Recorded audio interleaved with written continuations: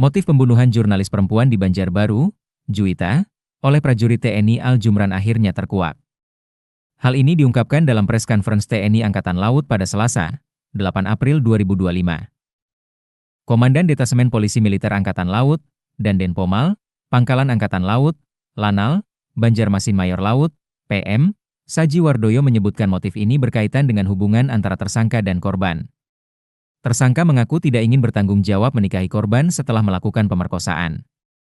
Dalam kompres tersebut, diungkapkan pula sejumlah barang bukti. Antara lain helm korban, baju yang dipakai tersangka pada hari kejadian, sepeda motor korban, dan mobil yang disewa tersangka. Total ada 46 bukti yang diperiksa penyidik. Mengenai sanksi tegas yang diberikan ke tersangka, Kadis Penal Laksmana Pertama TNI I Madewi Rahadi Arsantawe memastikan akan mencopot tersangka Jumran dari jabatannya. Dia juga menegaskan sanksi serupa juga akan diterapkan kepada semua anggota tanpa memandang siapa korbannya. Sebelumnya diberitakan, pihak keluarga jurnalis Juwita melalui tim kuasa hukum menyampaikan kronologi pemerkosaan yang dilakukan tersangka Jumran. Peristiwa itu berawal dari perkenalan tersangka dan korban. Informasi dihimpun Detik Kalimantan melalui kuasa hukum keluarga Juwita, M. Pasri, keduanya mulai berkenalan September 2024 melalui sosial media. Kemudian tersangka dan korban mulai pendekatan. Pada rentang 25 hingga 30 Desember 2024, Jumran diduga memperkosa korban. Pihak keluarga korban yang tak terima pun menghubungi Jumran dan menuntut pertanggungjawaban. Singkat cerita, keduanya merencanakan pernikahan pada Mei 2025 mendatang. Jumran dan korban juga sudah sempat mengambil potret gandeng untuk melengkapi berkas persyaratan pernikahan. Namun, rencana tersebut akhirnya kandas. Pada 22 Maret 2025, Jumran menghabisi korban dalam mobil sewaannya. Aksi ini rupanya telah direncanakan Jumran sejak sebulan sebelumnya. Motifnya adalah tidak mau menikahi. Motifnya tidak mau menikahi. Kemarin rekonstruksi 33 rekadenan tidak menghilangkan kejadian-kejadian sebelumnya. Terkait ruda paksa,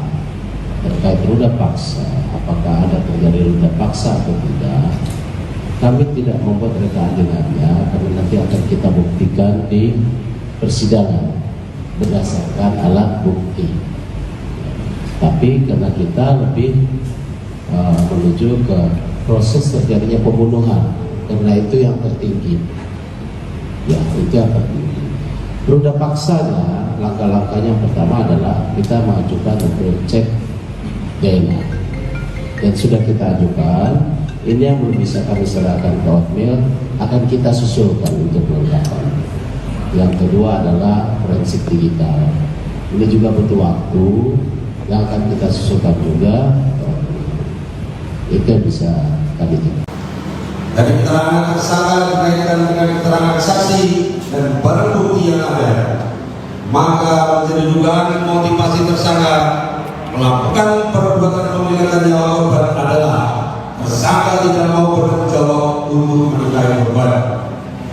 Setelah penyidik melakukan seluruh rangkaian penyidikan berdasarkan dari hasil pemeriksaan para saksi, tersangka dan dikuatkan dengan barang bukti yang ada, maka tersangka cukup bukti melakukan tindak pidana pembunuhan berencana sebagaimana diatur dalam pasal 340 KUHP tentang pembunuhan berencana, pasal 338 KUHP tentang pembunuhan.